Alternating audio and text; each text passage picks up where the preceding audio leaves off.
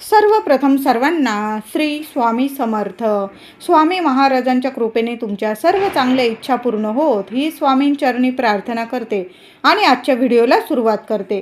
तर तुम्हाला कधीच कुठलीच बाधा, भूत, पिशाच, अडीअडचणी, नजर बाधा तुमच्या सावलीला पण कधीच उभं राहणार नाही. फक्त ह्या 3 वस्तू कायम जवळ ठेवायच्या आहे आपल्याला. महिला असू दे, पुरुष मंडळी असू दे, सर्वांनी ह्या 3 वस्तू कायम जवळ ठेवायच्या आहे. आपण सर्वच जण कामासाठी बाहेर जातोच आणि घाबरून तर आपल्याला घरात बसता येणार नाही. तरी पण बाहेर जाताना आपल्या मनात थोडी तरी भीती असतेच. काही वेळा अमावस्या, पौर्णिमा, रस्त्यावर लोक काय नाही टाकत ते विचारा. नारळ काय, लिंबू मिरची काय, हवं ते रस्त्यावर फेकलेलं असतं. 4 रस्ते, 3 रस्ते असले तर मग पाहणंच नाही. मी म्हणत नाही उतारे टोटके करू नका, करा. टोटके करण्यासाठीच असतात, पण असे करा ज्याचा दुसऱ्यांना त्रास होणार नाही. म्हणजे ज्या वस्तू तुम्ही उतरवून टाकतात त्या एखाद्या कोपऱ्याला टाकल्या, डस्टबिनमध्ये टाकल्या तर त्याचा कुणालाच, म्हणजे लहान लेकरं वगैरे पण चालतात रस्त्याने, त्यांनासुद्धा कधीच कुठली नजरबाधा होणार नाही. म्हणून टोटके करा, उतारे करा, पण ते अशा ठिकाणी टाका, नारळ, लिंबू वगैरे ज्याच्यावर कुणाचा पाय पडणार नाही. आपण जर आपल्या जवळ या 3 वस्तू अशा ठेवल्या तर आपल्याला ह्या बाहेरच्या इडापिडा आणि नजरबाधा, भूतबाधा, पिशाच, म्हणजे कुठलीही बाहेरची सावली असू दे, वाईट सावली, ती आपल्या सावलीला पण कधी उभी राहणार नाही. आपल्या उंबरठ्याजवळ सुद्धा कधी येणार नाही आणि त्याचा आपल्याला त्रास होणार नाही. तर ह्या 3 वस्तू आपल्याला कायम जवळ ठेवायच्या आहे. बघा महिलांनो, कधी कधी काय होतं, आपलं सर्व काही चांगलं चालू असतं, सकारात्मक असतं, आपल्याला वाटतं छान आहे, पण अचानक कुणी एखादी व्यक्ती आपल्या घरात आली, म्हणजे ती जवळची असू दे किंवा शेजारची, पादारची किंवा लांबची किंवा जवळची, अगदी तुमच्या जवळची असली तरी पण त्या व्यक्तीच्या मनात काय आहे आपल्याला ठाऊक नसतं.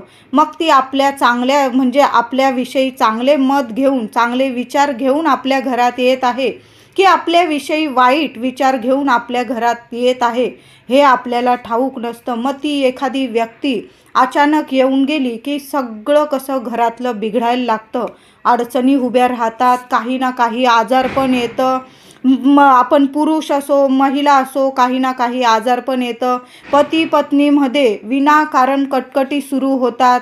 मुलं बाळं असतील किरकिर करायला लागतात. मोठी मुलं असतील अभ्यासात विनाकारण मागे पडतात. म्हणजे आपल्या घरात येऊन ती व्यक्ती असं काही बोलून जाते की त्यामुळे आपल्या घरात नकारात्मकता निर्माण होत असते.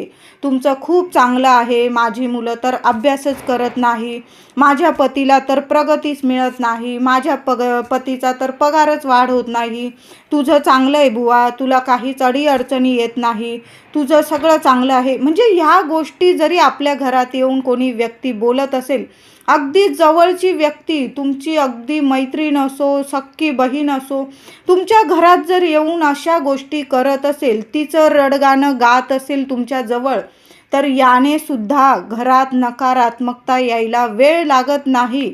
मग अशा वेळी आपण महिलांनोच पदर खोचून नेहमीच तयार व्हायला हवं, कारण येणाऱ्या व्यक्तीला आपण थांबवू शकत नाही. आपल्याकडं पाहुणे मंडळी येतच असतात, पण अशा वेळी आपणच काहीतरी उपाय तापाय केले तर मग अशा नकारात्मकतेला आपल्या उंबरठ्या बाहेरच ठेवता येईल आपल्याला. तर अशा गोष्टी आपल्याला कायम जवळ ठेवायच्या आहे, ज्यामुळे आपल्या घराचं, आपल्या पतीचं, आपल्या लेकराबाळांचं, कुटुंबातील प्रत्येक व्यक्तीचं आपण कायम रक्षण करू शकू. अशा गोष्टी आपल्याला ठेवायच्या आहे. तर महिलांनो, महिला असो, पुरुष दादा असो, या वस्तू आपल्याला पारंपरिक वस्तू आहे, तर या वस्तू आपल्याला जवळ कायम ठेवायच्या आहे.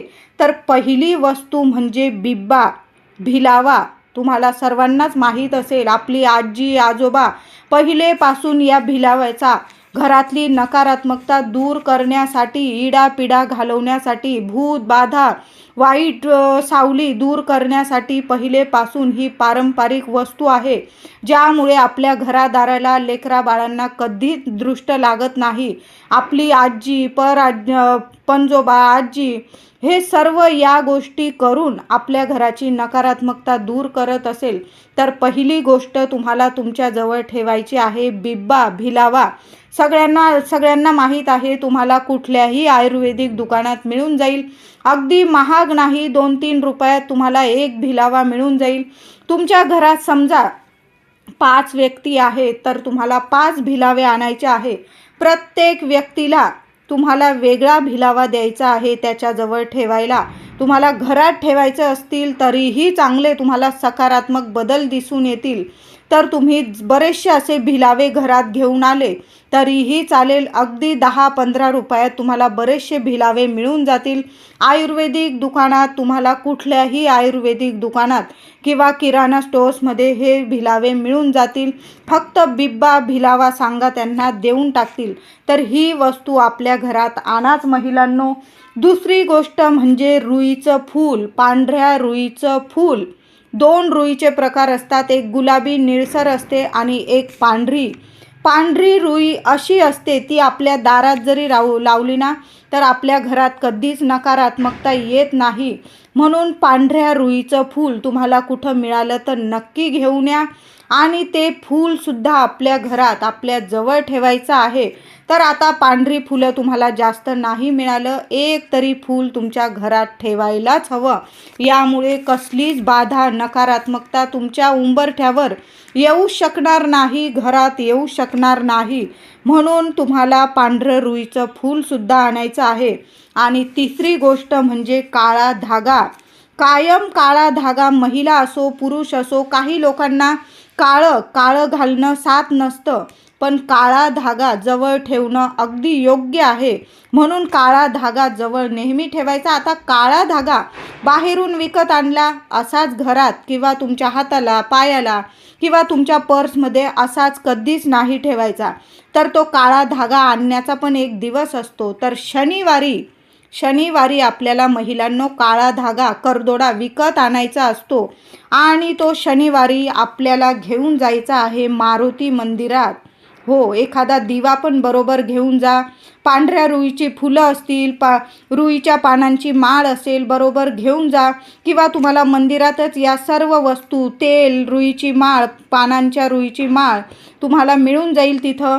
तर तिथं जायचं, तो धागा चरणाशी मारुतीच्या चरणाशी धागा ठेवायचा काळा आणि तेल अर्पण करायचं, पानांची माळ घालायची रुईची आणि एक दिवा बरोबर घेऊन जायचा आणि बस जय श्रीराम बोलून तो दिवा प्रज्वलित करायचा आणि सर्व काही मारुतीवर सोडून द्यायचं. तो धागा उचलून घ्यायचा आणि जय श्रीराम बोलून, मी आज देवा मारुती राया तुमच्या चरणाशी हा धागा ठेवला आहे. मारुती राया जय श्रीराम बोलून मी हा दिवा प्रज्वलित केलेला आहे.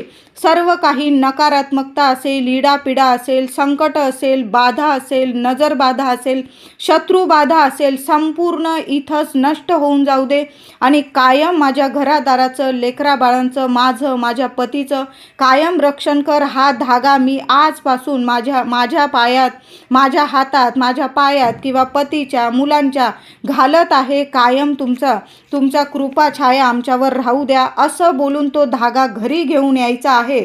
आणि तुम्हाला घरी आणल्यावर स्त्रियांनी डाव्या पायात आणि पुरुषांनी उजव्या पायात, लहान मुलांना घालत असाल तर मुलगा असो किंवा मुलगी, लहान मुलांना उजव्या पायातच हा धागा घालायचा. फक्त महिलांनी डाव्या पायात घालायचा आहे. शनिवारी हा उपाय नक्की करा महिलांनो.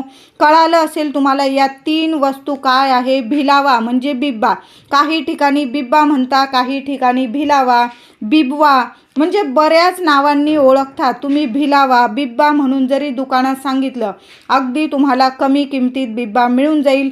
भिलावा नक्की घरात नक्की ठेवायचा आहे आणि पांढऱ्या रुईची फुलं नक्की ठेवा आणि काळा धागा, जरी साथ नसेल काळा रंग तरी काळा धागा घातल्याने नक्कीच आपलं रक्षण होत असतं. म्हणून या 3 वस्तू आता पुरुष मंडळी असेल त्यांना वेगळ्या या 3 वस्तू द्यायच्या आहे. म्हणजे पांढरं रुईचं फूल आणि बिब्बा एखाद्या पुडीत वगैरे ठेवून दिलं तुम्ही त्यांच्याजवळ तरी चालेल. आणि काळा धागा पुरुष मंडळींना उजव्या पायात बांधून द्यायचा आहे. माझ्या मैत्रिणी ऑफिसमध्ये जात असतील, शत्रू असतील ऑफिसमध्ये, म्हणजे थोडी पगारवाढ झाली, थोडा आपली प्रगती व्हायला लागली तर कुणी ना कुणी मागे खेचणारे बरेचसे असतात. लांबचे नाही, जवळचे सुद्धा व्यक्ती.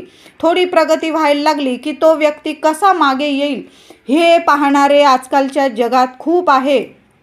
तर काय करायचं, या वस्तू जवळ ठेवायच्या आहे. आणि काळा धागा मारुती मंदिरात जाऊन हा काळा धागा घेऊन यायचा आहे. विकत आणा, शनिवारी मारुतीच्या मंदिरात घेऊन जा, चरणाशी ठेवा आणि घरी घेऊन या. आणि महिलांनी डाव्या पायात घालायचा, पुरुष मंडळींनी उजव्या पायात. लहान मुलांना, मुलगा असो मुलगी असो, सर्व मुलांना, तुमचे 2 मुलं असतील, मुलगा मुलगी, 2 मुली 2 मुलं, त्यांच्या उजव्या पायात हा धागा घालायचा आहे. मारुती रायाचं स्मरण करायचं आणि धागा घालायचा आहे. तुम्ही कुठेही जा, कामाला जा, बाहेरगावी किंवा इतर कामासाठी बरोबर पर्समध्ये या वस्तू ठेवाच. आणि मग बघा तुम्हाला कुठलीच बाधा कधीच बाधणार नाही. अगदी नवीन नवरी असते, अंगाला हळद लागली तर म्हणतात ना, हळदीच्या अंगाने बाहेर जाऊ नये, नाहीतर बाहेरची बाधेची तुला भीती असते. तर नवरीजवळ सुद्धा पर्समध्ये तुम्हाला बिब्बा आणि पांढरं रुईचं फूल द्यायचं आहे. आता समजा पांढरं रुईचं फूल नाही मिळालं, बघा आयुर्वेदिक दुकानात सुद्धा तुम्हाला पांढरी रुई मिळून जाईल. बऱ्याच ठिकाणी पांढरी रुई असते. एखादं झाड लावायचं असेल तुम्हाला, ते लावू शकता. पांढरं रुईचं फूल असं असतं की आपल्या घरात लक्ष्मी खेचून आणते आणि जी काही नकारात्मकता असते एका क्षणात बाहेर खेचून बाहेर फेकते. कुणीही येऊ द्या तुमच्या घरात, नजर बाधा लावण्याचा प्रयत्न केला, ज्याची त्याची नजर त्याच्यावरच जाऊन पडेल. अशी ही पांढऱ्या रुईच्या फुलाचा चमत्कारिक तुम्हाला फरक दिसून येईल. म्हणून तुम्हाला नक्की तुमच्या जवळ बिब्बा आणि पांढरं रुईचं फूल ठेवायचं आहे. पर्समध्ये ठेवा, कुठंही सॅकमध्ये वगैरे ठेवलं पुरुष मंडळींनी त्यांच्या बॅगमध्ये तरीही चालेल. फक्त ती पर्स कायम तुमच्या बरोबर असायला हवी. नव्या नवरीला सुद्धा या वस्तू तुम्ही जवळ दिल्या तरीही चालेल. आणि तिच्या डाव्या पायात तो धागा बांधायचा. आता नवरदेव असेल, नवरदेवाला सुद्धा हळद लागली की बाहेरची भीती असते. 1.25 महिना तरी आपण पाळतच असतो. तुमच्याकडं पाळत असेल किंवा नाही, आमच्याकडं पाळतात. 1.25 महिना तरी म्हणतात हळदीच्या अंगाने कुठं पण जाऊ नको. लोखंडाची एखादी वस्तू नव्या नवरीकडं किंवा नवरदेवाकडं दिली जाते. तर या वस्तू तुम्हाला द्यायच्या नसतील तर तिच्या पर्समध्ये किंवा त्या नवरदेवाच्या पर्समध्ये पांढरं रुईचं फूल आणि एक बिब्बा नक्की ठेवा. 1.25 महिनाच नाही, कायम त्या व्यक्तीच्या जवळ असू द्या. कसलीच कशाला भीती राहणार नाही. घरातली माणसं कामाला जात असतील त्यांच्याजवळ सुद्धा द्या. आता काही वेळा मुलं परगावी असतात, परदेशात आपले मुलं शिक्षणासाठी, नोकरीसाठी, आईला खूप चिंता असते. तुम्हालाच नाही, माझे पण मुलं आहेत मोठे, परगावी गेले की आपल्याला रात्रीची झोप येत नाही. मग काय करायचं, या वस्तू नक्की त्यांच्या जवळ ठेवायच्या. बिब्बा आणि पांढरं रुईचं फूल आणि हा काळा धागा मारुती मंदिरातून असा घेऊन या. आणि पायात, मुलगी असू दे डाव्या पायात बांधा, मुलगा असू दे उजव्या पायात बांधायचा आहे. नक्की हा उपाय करा महिलांनो. तुमचं मूल कितीही लांब असू दे, कायम रक्षण होईल. कितीही अडचणी येईल त्यातून मार्ग मिळेल. मुलांची भरभरून प्रगती होईल आणि मुलांना कसलीच कोणाचीच नजर बाधा कधी लागणार नाही. अभ्यासात प्रगती होईल, नोकरीत यश मिळेल, प्रमोशन होईल, त्यांचं पगारवाढ होईल. म्हणजे मुलांना जसं यश पाहिजे, आपल्या मुलांना आपल्याला पण वाटतं की आपल्या मुलांचं भरभरून प्रगती व्हावी, त्यांना यश मिळावं, मुलांची अभ्यासात प्रगती व्हावी. तर भरभरून मुलांची प्रगती होईल. मी म्हणत नाही की याचा 1 नंबर आला म्हणजे आपल्या मुलाचाच 1 नंबर आला पाहिजे. कधी पण दुसऱ्यांच्या मुलांशी आपली तुलना, आपल्या मुलांची, लेकरांची तुलना करू नाही. म्हणून आपल्या मुलांना म्हणजे जेवढी प्रगती करायची ना तेवढी जास्तीत जास्त आपली मुलं नक्कीच प्रगती करेल. तर नक्की या 2 वस्तू मुलांच्या बॅगमध्ये जरी ठेवल्या ना काही हरकत नाही, पण अशा ठिकाणी ठेवा ज्याचा म्हणजे जिथं मुलांचा रोजचा हात जाणार नाही. एखाद्या कोपऱ्यात, एखादी पुडीत वाळून तुम्ही या वस्तू ठेवल्या तरीही चालेल. मुलं बाहेर गावी असू दे, परदेशात असू दे, मुलांच्या बॅगमध्ये मुलं ऐकत नाही, या वस्तू कशाला आई म्हणत असतील, तुम्ही गुपचूप ठेवून दिल्या तरीही चालेल, पण या वस्तू नक्की ठेवा. पुरुष दादांनी पण ठेवा, महिला असू दे. आपण बाहेर जातो रात्री पहाटे, तुम्हाला कसलीच भीती राहणार नाही. म्हणून या 3 वस्तू कायम आपल्या जवळ असायलाच हवं. आणि माणसांच्या बॅगमध्ये अजून एक गोष्ट म्हणजे छोटंसं पुस्तक तुम्हाला मिळून जाईल. एखाद्या पूजा साहित्याचं दुकान असेल, जिथं पूजेचं साहित्य मिळतं, वस्तू मिळतं, तिथं छोटंसं हनुमान चालिसा नक्की ठेवा.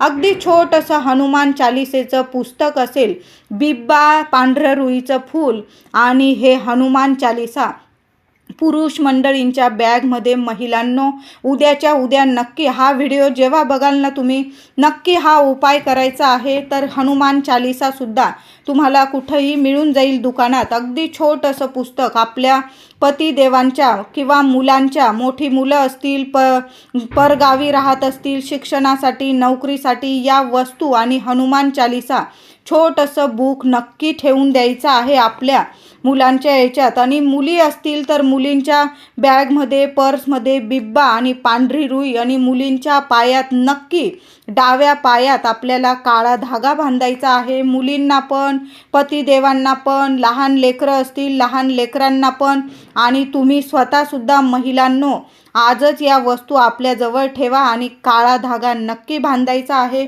तर व्हिडिओ आवडला असेल लाईक करा, शेअर करा, चॅनलला कृपया सबस्क्राईब करा.